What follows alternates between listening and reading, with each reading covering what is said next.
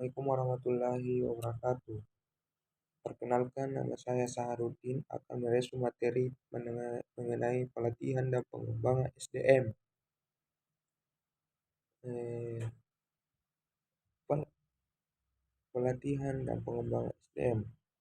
Jadi, pengertian dari pengembangan itu sendiri adalah suatu proses untuk melatih jangkauan hubungan antar pekerja atau yang biasa disebut dengan human relation dengan kecerdasan konseptual untuk mengambil suatu keputusan. Nah, di sini pengembangan di mana kita melatih jangkauan hubungan kita terhadap semua pekerja agar keputusan yang kita ambil itu sesuai atau yang sesuai yang kita harapkan. Sedangkan pengembangan itu sendiri, proses pembelajaran yang meningkatkan pelatihan itu, sedangkan pelatihan adalah proses pembelajaran yang melibatkan perolehan keahlian, konsep, dan peraturan atau sikap untuk meningkatkan kinerja. Nah, mana pelatihan itu bertujuan untuk meningkatkan kinerja dalam suatu perusahaan. Perlunya pengembangan SDM.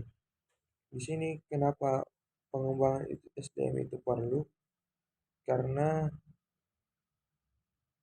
pengembangan SDM dilakukan dengan upaya untuk menghadapi tuntutan tugas maupun di masa sekarang maupun di masa yang akan datang. Jadi pengembangan itu sangat diperlukan untuk melaksanakan tugas yang kita berikan di masa sekarang maupun di masa yang akan datang.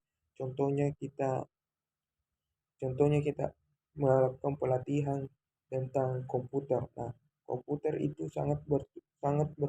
berguna untuk menyelesaikan tugas di masa yang akan datang, di masa sekarang maupun di masa yang akan datang. Makanya perlu adanya pengembangan. Sedangkan manfaat dari program pelatihan dan pengembangan, yang pertama itu peningkatan produktivitas, yang kedua terwujudnya hubungan yang baik dengan pimpinan atau bawahan. Nah, yang ketiga itu terjadinya pengambilan keputusan yang cepat dan tepat. Nah, yang keempat meningkatkan semangat kerja seluruh tenaga kerja dalam organisasi dengan komitmen organisasi yang lebih tinggi. Yang keempat, mendukung sikap keterbukaan manajemen melalui penerapan gaya material yang partisipatif. Yang selanjutnya ada memperlancar jalannya komunikasi yang efektif. Nah, yang kelima itu menumbuhkan rasa persatuan dan suasana kekeluargaan di kalangan para anggota organisasi. Itu adalah manfaat dari program pelatihan dan pengembangan. Sedangkan bagi karyawan itu sendiri, manfaat dan pelatihan bagi karyawan sangat membantu dalam menyelesaikan tugas-tugas. Yang pertama, manfaatnya yaitu membantu para pegawai membuat keputusan dengan lebih baik. Di sini dari manfaat dari pengembangan dan pelatihan yaitu membantu pegawai agar tugasnya dapat terselesaikan dengan baik dengan adanya pelatihan dan pengembangan. Yang selanjutnya itu meningkatkan kemampuan para pekerja untuk menyelesaikan masalah. Nah, di sini berhubungan dengan poin yang pertama, kita dilatih untuk bagaimana caranya dengan adanya pelatihan kita dituntut untuk dapat menyelesaikan suatu masalah. Nah, yang selanjutnya itu tumbuhnya motivasi yang tinggi untuk meningkatkan kemampuan kerjanya, meningkatkan kemandirian pekerja. Dengan adanya pelatihan dan pengembangan tidak menutup kemungkinan kita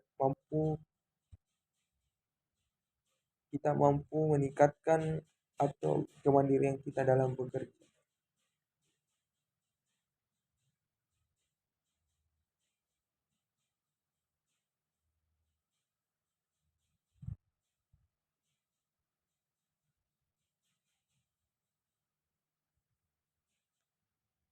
Selanjutnya ada meningkatkan kepuasan kerja. Nah, sebab terjadinya hubungan yang baik antar para anggota organisasi karena adanya beberapa. Yang pertama itu terjadinya proses komunikasi yang efektif, adanya preferensi yang sama tentang tugas-tugas yang harus diselesaikan, ketaatan semua pihak kepada berbagai ketentuan yang bersifat normatif. Yang keempat, terdapat iklim yang baik bagi pertumbuhan seluruh pegawai. Yang kelima yaitu menjadikan organisasi sebagai tempat yang lebih menyenangkan untuk berkarya. Di sini ada beberapa langkah-langkah yang dapat dilakukan dalam pengelatihan dan pengembangan SDM. Yang pertama itu penentuan kebutuhan, penentuan sasaran, penentuan isi program, identifikasi prinsip belajar, pelaksanaan program, identifikasi manfaat, dan yang terakhir itu penilaian pelaksanaan program. Nah, itulah resume materi dari materi pengembangan dan pelatihan SDM. Lebih dan kurangnya mohon dimaafkan. Sekian, wassalamualaikum warahmatullahi wabarakatuh.